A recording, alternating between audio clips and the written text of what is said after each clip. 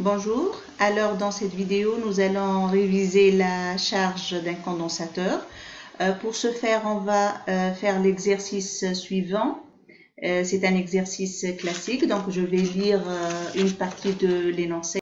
On charge un condensateur de capacité C égale à 22 microfarads selon le montage schématisé ci-dessous. Le générateur est une alimentation stabilisée délivrant une tension E égale à 6 volts. Le conducteur ohmique a une résistance R égale à 1 kΩ. À l'instant initial T égale à 0, le condensateur est déchargé et l'on ferme l'interrupteur K. Premièrement, en désignant par Q la charge portée par l'armature B, donc on va désigner par Q la charge portée par cette armature, l'armature B du condensateur, indiquer le sens arbitraire positif choisi pour avoir I égale à dérivée de Q sur dt. Donc on va désigner par Q la charge portée par cette armature-là. Donc cette armature est chargée positivement. Donc le sens arbitraire positif est celui orienté vers l'armature B, car au cours de la charge du condensateur, l'armature B se charge positivement, l'armature D se charge négativement et le courant donc se dirige vers la borne ou l'armature qui porte une charge positive. Donc dans ce cas, le sens positif choisi est le sens du courant de charge, donc I se dirige vers l'armature positive qui porte une charge positive. Donc je vais écrire le sens arbitraire positif du courant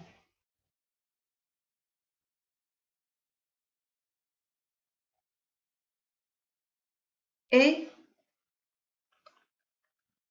celui orienté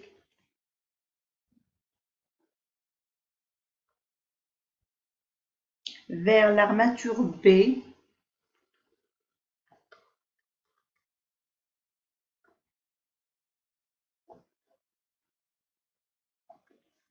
du...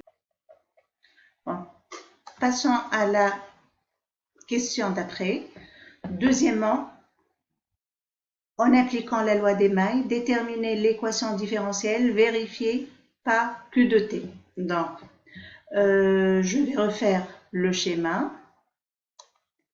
Donc, je vais marquer les tensions sur notre schéma. Donc, on a, ça c'est I, donc UR, la tension aux bornes du résisteur, UC, la tension aux bornes du condensateur. Donc, d'après la loi d'Emaille, bon, qu'est-ce qu'elle dit la loi d'Emaille? La loi d'Emaille dit que la somme des tensions dans un sens, elle est égale à la somme des tensions dans l'autre sens. Donc, si je prends le sens de notre maille, ce sens-là, donc je vais appliquer la loi d'Emaille. Donc, qu'est-ce que je vais écrire? Je vais écrire UC plus UR égale à E.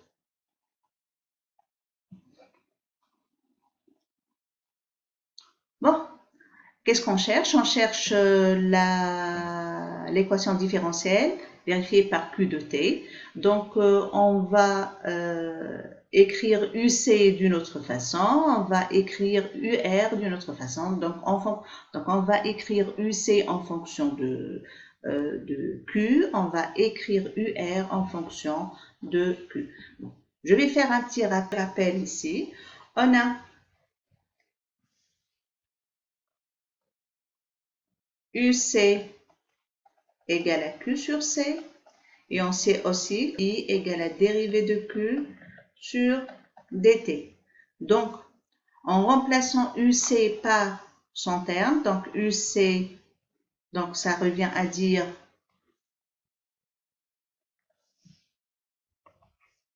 Q sur C plus UR, donc UR égale R fois I, et on sait, et j'ai dit que I égale la dérivée de Q sur dt, donc je vais remplacer UR par R fois dérivée de Q sur dt, donc Q sur C plus UR qui est égal à R fois dérivée de Q sur dt égale à E.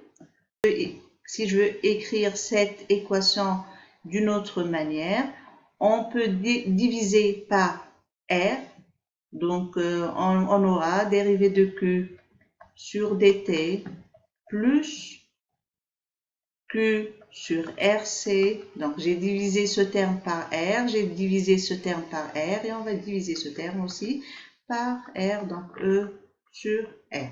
Donc ça, c'est l'équation différentielle vérifiée par Q de T. On peut écrire là Q de T et Q de T. Je passe maintenant à la troisième question.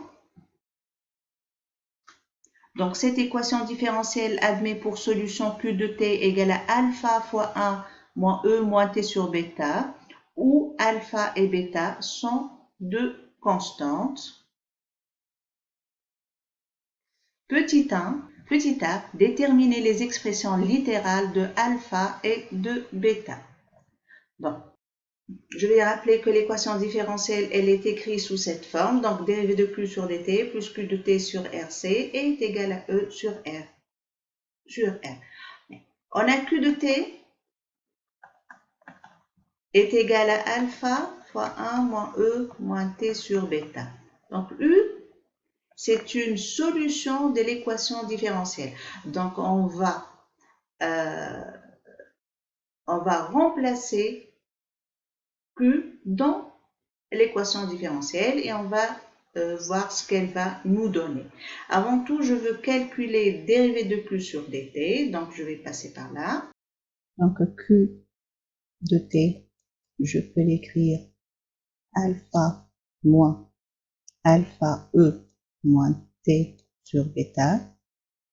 Donc si je passe à la dérivée, donc dérivée de Q sur dt, pour alpha c'est une constante, donc sa dérivée elle est égale à 0. Pour le deuxième terme, moins alpha E moins T sur bêta, donc on va écrire moins alpha puisque c'est une constante, fois la dérivée de moins T sur bêta, c'est moins 1 sur bêta, donc ça devient plus, alpha sur bêta, E moins T sur bêta. Donc je reviens à notre équation différentielle et on va remplacer Q par sa valeur. Donc dérivée de Q sur dt, on va le remplacer par alpha sur bêta E moins T sur bêta, plus, je vais passer au deuxième terme, 1 sur RCQ, donc plus 1 sur RC Q, je vais remplacer Q par alpha 1 moins E moins T sur bêta, E T sur bêta est égal à E sur R. Donc je vais développer, donc alpha sur bêta E moins T sur bêta plus alpha sur RC fois 1, ça revient quand même, donc moins alpha sur RC, E moins T sur bêta est égal à E sur R. Donc je vais mettre le premier terme et le deuxième terme ensemble et je vais mettre en facteur alpha alpha E moins T sur bêta. Donc, je vais mettre alpha E moins T sur bêta en facteur. Donc alpha E moins T sur bêta, facteur. Si je prends le premier terme et je mets en facteur alpha E moins T sur bêta, ça nous reste 1 sur bêta. Pour le troisième terme, il nous reste moins 1 sur RC, donc plus ce troisième terme, alpha sur RC, est égal à E sur R. Donc, de cette équation, je peux conclure que alpha sur RC, elle est égale à E sur R. Alpha sur RC, elle est égale à E sur R. Et tout ce terme est égal à 0. Or, E moins T sur bêta ne peut pas s'annuler, ne peut pas être égal à 0. Donc, je peux conclure que 1 sur bêta moins 1 sur RC est égal à 0. Ça, c'est la première équation, ou la première égalité, et ça, c'est la deuxième égalité. Donc, de la première égalité, je peux conclure alpha. Alpha égale à E fois RC sur R. Donc, E fois RC sur R. Donc, je simplifie par R, ça nous reste E fois C. Donc, ça, c'est alpha. Ça, c'est le terme de alpha. Et puis, la deuxième égalité, je peux en conclure bêta. Donc, bêta est égal à RC. Voilà, j'ai répondu à petit a, la détermination des expressions littérales de alpha et de bêta. Et on nous demande de les calculer, donc il suffit de remplacer par la valeur de C et E, ce sont des données dans l'exercice, et par R et C pour trouver bêta. Donc tout calcul fait,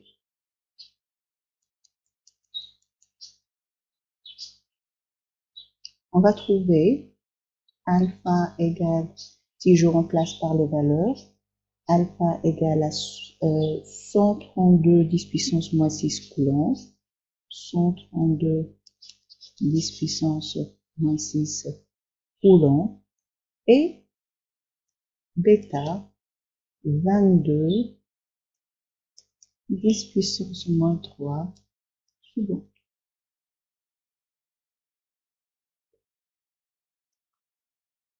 Bon, maintenant je passe à la question d'après. Petit b, exprimer l'intensité du courant de charge I de T.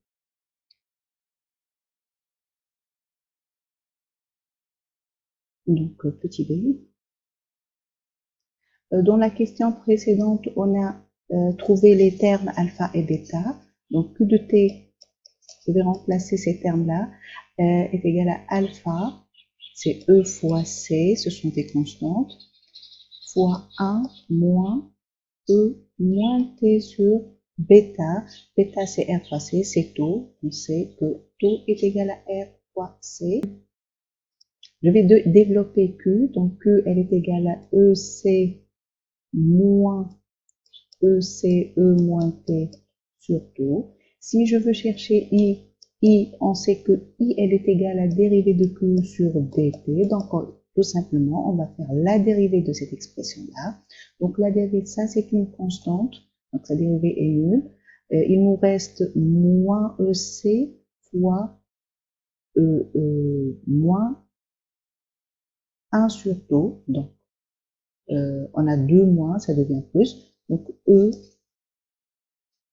fois C sur taux, on sait que taux c'est R fois C, E moins T sur taux, ça c'est la dérivée. Donc, on peut écrire I de cette façon-là. Donc, je vais simplifier. C'est E sur R, E moins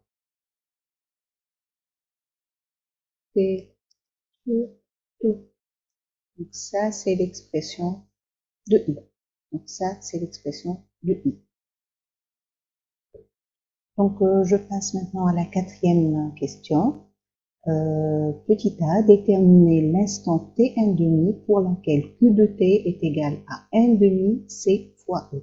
Donc, je vais écrire q à l'instant t égale à t1,5 est égal à 1,5 c fois e. Donc, on va remplacer q par son terme en remplaçant le temps par t1,5. Donc, c'est ce qui revient à dire CE fois 1 moins E moins T1,5 sur RC est égal à 1,5 fois CE. Donc, on peut simplifier par CE des deux côtés. Ça nous reste 1 moins E moins T1,5 sur RC est égal à 1,5. Donc, on peut écrire cette égalité de la façon suivante. Donc, E moins T 1,5 sur RC égale à 1,5. Donc, je vais passer directement au log. Donc, log de E, c'est l'expression moins T 1,5 RC. Donc, moins T 1,5 sur RC égale à log de 1,5. Log de 1, c'est égal à 0. Donc, c'est égal à moins log de 2. Donc, on peut enlever les deux moins. Donc, t 1,5, elle est égale à r fois c log de 2. Et pour tout calculer, elle est égale à tau log de 2. Donc, si je veux comparer t1,5 à tau log de 2, on sait que log de 2 est inférieur à 1. Donc, t1,5, elle est inférieure à tau. Je passe maintenant à la question petit b. Donc, à quel instant attend Q égale à CE sur 4? Donc, on va procéder de la même manière que la question précédente. Donc, Q de t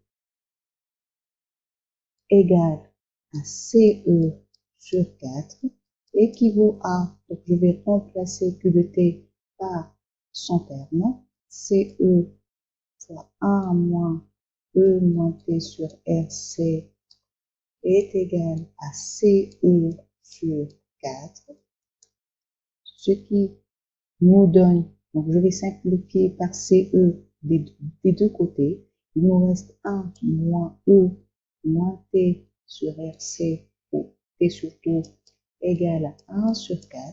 Cette expression, je peux l'écrire, ou cette égalité, je peux l'écrire de la façon suivante. ET sur RC égale à 4 quarts moins 1 quart, c'est égal à 3 quarts. On conclut que T égale moins RC log de 3 quarts. Et avec tout calcul fait, on trouve que T égale à 6,33 10 moins 3 secondes. Ben, je crois que c'est tout pour aujourd'hui. J'espère que cette vidéo vous sera utile. Au revoir.